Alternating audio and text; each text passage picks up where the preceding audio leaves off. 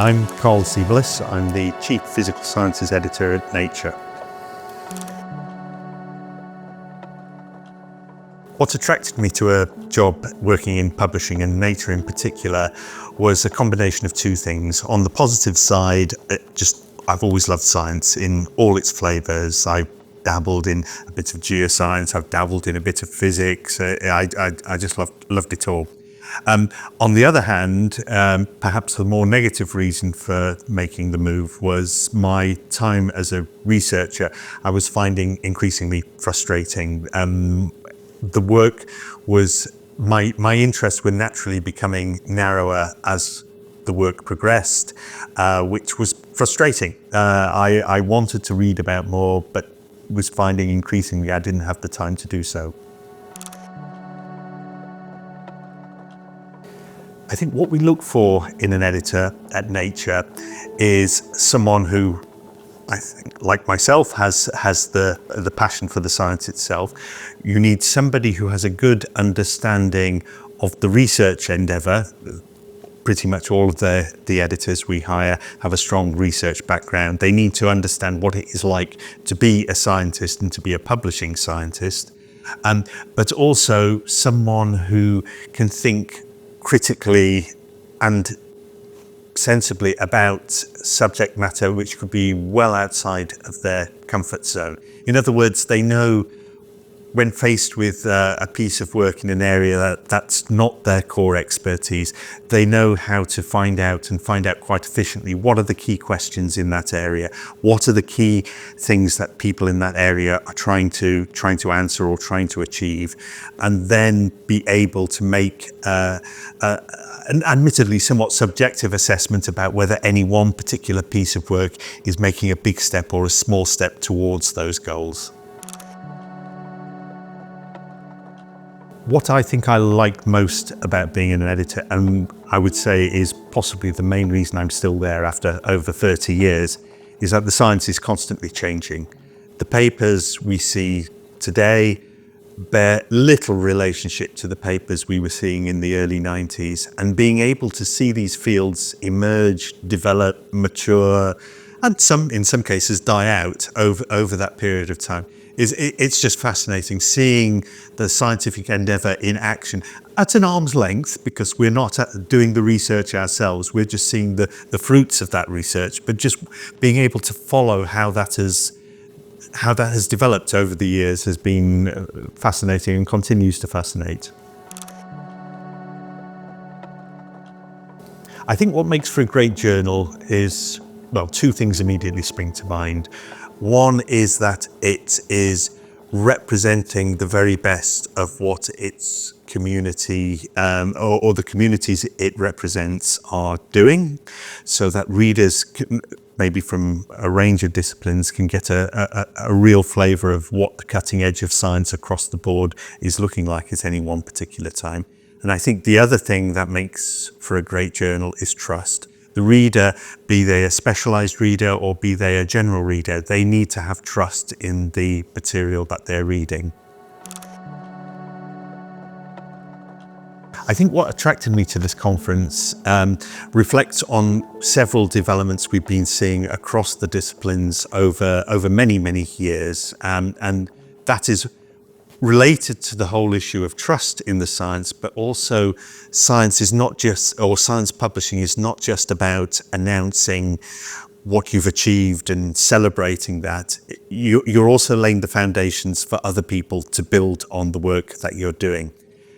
And increasingly what that has meant is that the readers, our customers, our audience really need to have access to more of the information behind a paper rather than just the announcement that takes place in the paper itself. And this is no recent thing. For many years, if you look at the way the scientific paper has changed over the decades, it starts off as just sort of short, sweet announcements of exciting developments, to now they're very rich, data-rich, argument-rich, providing all the information that somebody would need to know to be able to build, ideally, to build on that work. And in some cases, there have been instances where the papers have not lived up to that promise, where there have been problems that have surfaced following publication, where readers and other scientists have been struggling to find the information they need to either interrogate the work that's being reported or to build on the work that's being reported. And thus it was very attractive to me, coming from the physics community myself, to attend a workshop where the aims are very much to try and map out a set of guidelines for the community, for publishers, for funders, to help ensure that such problems are minimized going forward. Reproducibility, when it goes wrong, can be big news and naturally attracts a lot of attention, a lot of focus. But I think we have to keep in mind that much of science carries on regardless. It is an issue, it's an important issue, but it's not an all-encompassing issue. It's one that, with some care, with some attention, with maybe some new guidelines for best practice, procedures and systems can be put in place to minimize such problems going forward. But I think it's important that we don't exaggerate these problems. They can be bad, they can be big when they do happen, but they are relatively small in number compared to the vast majority of science that gets published. If I was to put a percentage on how much of science is unreliable, that would be hard for me to do, particularly given my experience, editorial experience as a journal like Nature. Nature is a very high-profile journal, aims to publish the best of the best, hopefully successfully so most of the time. And as a result, I feel that of the material we published, a very small fraction has come in for the sort of criticism that is motivating the conference that I'm at. Maybe 2-3%, possibly more, possibly less. As I say, it's hard to estimate, but it's relatively small numbers.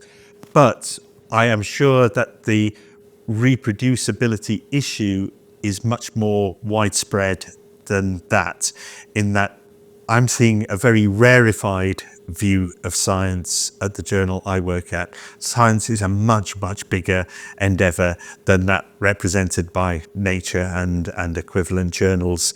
And there's quite possibly a lot of irreproducible science being published that's just being ignored. It's appearing in journals that perhaps don't receive the same level of attention, and researchers see these papers and just pass on. They don't, I hate to say it, but in some cases, they probably don't take them seriously. Again, talking in terms of percentages, I don't think it's so dependent on the impact of the journal, but more on the visibility of the journal. The two are not unrelated. The highly visible journals like Nature, like Science, are high impact as well. But the more visible a journal is, the more the material published in that journal will come under scrutiny. And that is potentially a barrier for people producing work of a somewhat irreproducible nature.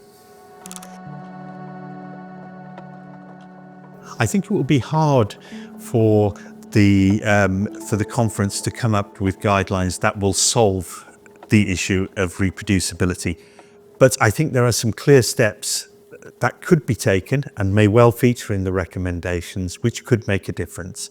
A key one is the openness of the data itself. Providing the data behind the papers in a form that is freely available, but more importantly is in its raw native form and appropriately documented. This will allow others to interrogate the work at a level that perhaps doesn't happen during the peer review process, when people don't always have the luxury of time. But I think greater transparency with the data behind the paper. And for that, I could envisage publishers mandating much more firmly the provision of data with the paper rather than it being left to the author's discretion. I think a second angle that the conference could take by way of recommendation is not just to enforce or recommend the enforcement of data provision, but to really encourage it in terms of rewarding the people who do that. This could be recognised through the funding agencies, this could be recognised via the institutions, and even the publishers can play a role here because the data themselves are publishable items. They are things that could be published. It is something that can be published, cited and used by other researchers going forward, which again all accrues to the reputation of the researcher themselves. I think physicists, as with all scientists, are accountable to society at large. I mean, the bulk of what they do is being funded by society, indirectly or directly. Not everything they do is going to have direct societal benefit, but that's fine. Science is about the quest for knowledge. Not all knowledge needs to be practical, but advancing knowledge is nevertheless a worthwhile endeavour. But the beneficiaries of that knowledge need to have trust in that knowledge. They need to feel confident that what they are being told is in fact the truth, or the truth to the best of our knowledge. As an editor, I feel accountable to, I think, three stakeholders, for want of a managerial term. First and foremost are the scientists themselves. We are taking their precious work. We are hopefully improving on it through the peer review and the publication process, and thus putting it out there for wider dissemination in a form which will hopefully benefit the scientists. And with that comes great responsibility, because as a highly selective journal, we have to turn down a lot of the material that is submitted to us. And we do realise just how disappointing that can be for the recipients of those decisions. But the important point we have to stress over and over again is we're not criticising the quality of the work. If we're making an editorial decision to turn a piece of work down, we're largely just saying nature isn't the right outlet for that work. There are many, many other outlets. You would be better off trying elsewhere. So the authors, the researchers are a key responsibility for us. Coupled with that, as the researcher, as the reader, we are responsible to them in the sense that we are providing them these papers after a hopefully very rigorous peer review process. We want the reader to have confidence in the papers that we are publishing. So if an issue of irreproducibility comes up, or even worse, associated with one of our papers, we are, to put it mildly, very, very disappointed, because we know that reflects badly on us, because our reputation rests quite strongly on the quality of what we publish. And of course, I am also responsible to my team, to my fellow editors, to the business that runs us. They need to have confidence that we are doing a good job, we're doing an efficient job, and I have to look after the well-being of my team as well.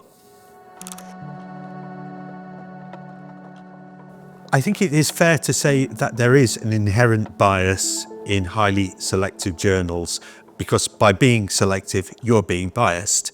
We are aiming to select, of the papers submitted to us, we are aiming to select, regardless of discipline, those papers that we as editors feel will make biggest difference to those individual fields. Not every paper, in fact most papers, are not going to be blockbusters, and most of the papers we publish are not blockbusters. They're not covered worldwide in the newspapers.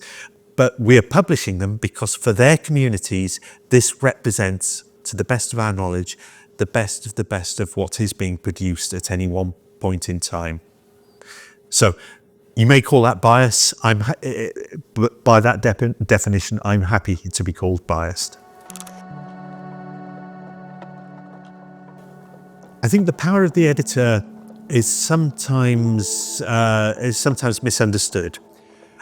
In terms of determining what gets published and what doesn't get published, the role of the editor at a journal like Nature, and we're not alone, is to select for further consideration those papers that they feel are making a big enough step forward in their respective disciplines that they warrant some of the rare space within the journal. But that's only the first part of the decision. That's the editorial decision. Is a piece of work potentially interesting enough, impactful enough to warrant further consideration? But then we have to involve the experts. Then we have to involve the other researchers who act as peer reviewers for us. We are not technical experts, although we do have a degree of technical expertise ourselves. It will be in a very narrow area. In terms of the material that we handle as editors, we cover quite broad areas.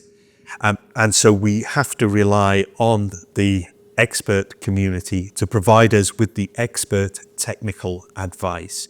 Now, referees, our reviewers, primarily provide that technical advice, but they will also, they're people, subjective people just like everyone else, and they will offer their own opinions as to whether a piece of work is interesting enough or important enough for Nature. But ultimately, that is an editorial decision, but the reviewers provide us with the technical support to give us confidence in proceeding to publication. If the reviewers tell us that a paper is technically flawed, we can't proceed to publication with the paper, at least in that form. Maybe revision will help, maybe extra work will help.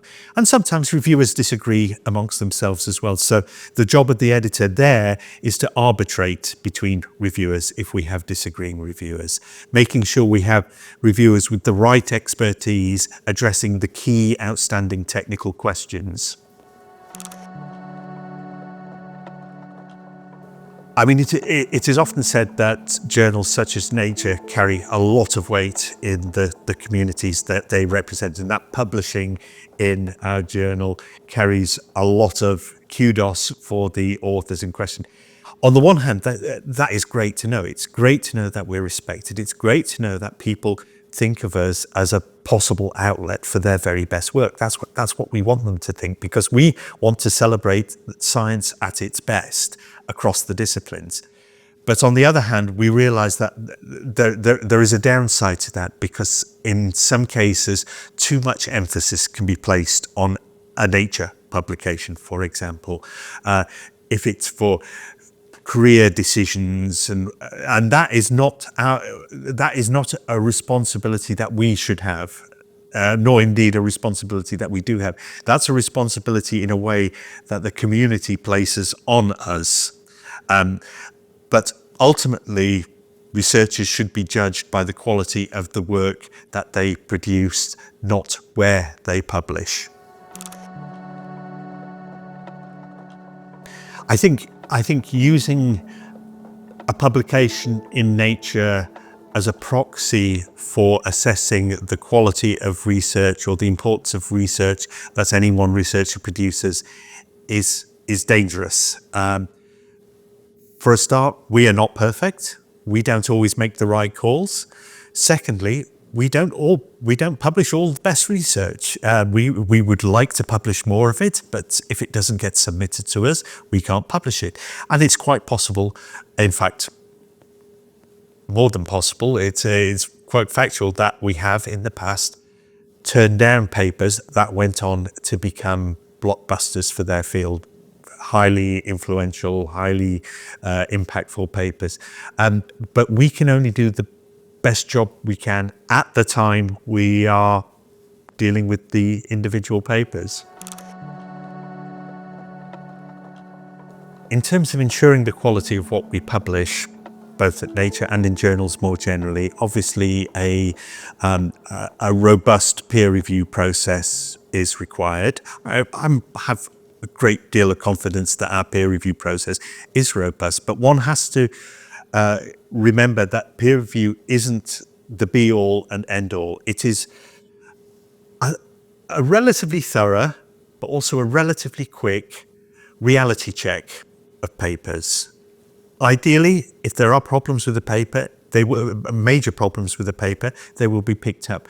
But it's only once a paper gets published that it will get the level of scrutiny required to really tease out all of the little details. Now, you could say, should more of that responsibility be shifted to the peer review process? Well, maybe it could.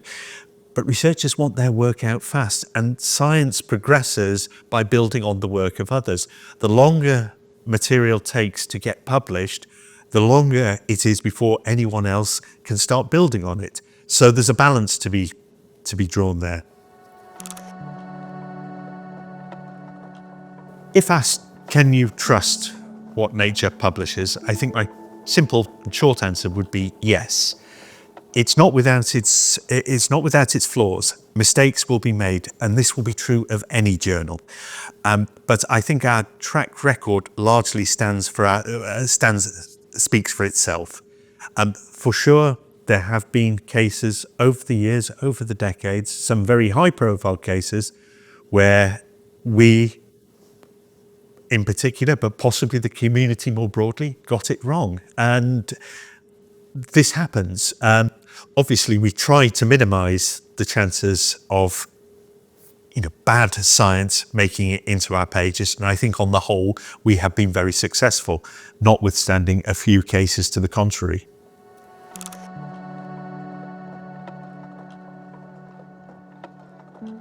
I think one thing that the publishing industry is going to have to adapt to going forward is that, just as science is going forward, so is the technology of publishing moving forward. And the opportunities that offers for the scientific paper of the future are potentially immense.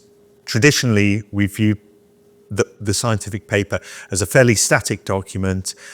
It's a snapshot set in time, and it accurately, hopefully, reflects the work done at that time. But that work is ongoing. And sometimes it's ongoing at a great pace, in which case another paper can be produced and another paper can be produced. But sometimes it's more incremental. And I can envisage a time where papers become more a living document, which updates with time as the work progresses. Of course, it remains to be determined when is it an update and when is it a new paper. And I think this is something that both the community, the researchers, the readers and the publishers will have to work out for themselves going forward. I'm not expecting any radical changes of that nature in the very near future.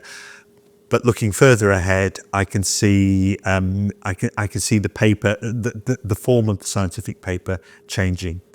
Indeed, it has already changed to quite a great degree. If you look at the papers, at scientific papers from half a century ago, for the most part, they are short, snappy, minimal data.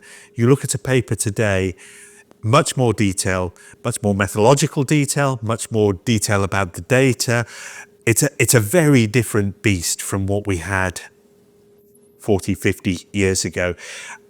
But it's still a fairly static document. That too may change. Retractions are an interesting situation that all journals have to contend with. And some people complain that they take too long. Some people complain that there aren't enough of them. Some people complain that there are too many of them. Retractions have quite a bad reputation and are generally seen as a very negative thing in an author's portfolio of work. But that need not be the case. Some papers are retracted because the authors themselves realize they've made an honest mistake. They will approach the journal, they will announce their mistake, request to retract the paper, and then move on. This is to be applauded. We have other flavors of retraction as well, where problems are pointed out by third parties to do with the paper, or such problems can culminate in retraction, sometimes with the author's agreement, sometimes without the author's agreement. But these can be hard to unravel, to work out just who is right and who is wrong when it comes to those sorts of technical arguments. And then we have retractions based on bad scientific behavior, misconduct, and so forth, which are probably the worst of them all. I think another way of looking at a retraction is in much the same way as a correction or as an addenda. It's an update to the scientific record. The retraction itself is not a criticism of the behavior of the people behind the work. It's a correction to the scientific record. If there's one thing I would like to see changed in physics, and this is not unique to physics itself, condensed matter or otherwise, it's across many of the disciplines, I would like to see greater representation in terms of gender, in terms of geographic diversity within the cutting edge physics community, or the people who gather together at the cutting edge physics conferences. I have been asked whether I think physics was better in the past, perhaps more exciting in the past than it is today. And I would say no. I mean, on the one hand, when I look back at the physics of the past, and I'm talking about the physics that predates myself, but also at the time I was a practicing physicist, there was a real sense of fun. There was a lot to be discovered. You could say it's the low-hanging fruit. There was rich pickings all around. But then you look at the physics today, and it's, for me, what amazes me is the richness of the ideas, how that just doesn't seem to have gone away. It's I see as much excitement and as much enthusiasm for the physics endeavour today as I have in the past. I would also say that hand in hand with the progress in physics has been the progress in technology, but that has fed back into the physics itself. The physicists today have tools at their disposal which a physicist 30, 40 years ago could only dream about. And this in itself just opens up whole new vistas for exploration, whole new discoveries to be made. Yes, to some extent, a lot of the physics is refining ideas that have been around for the best part of the century. But boy, are those ideas exciting.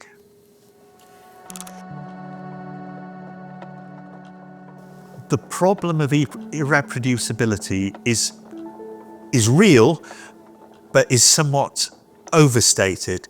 And I think with some relatively simple measures, both in terms of publishing practice on the part of the researchers and practice on the part of the publishers, and possibly practice on the part of the funding agencies as well, the people supporting this endeavour, many of these problems, if not resolved, will at least be minimised.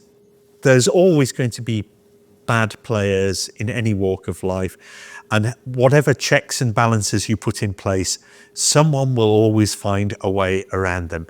We're just making it harder for them.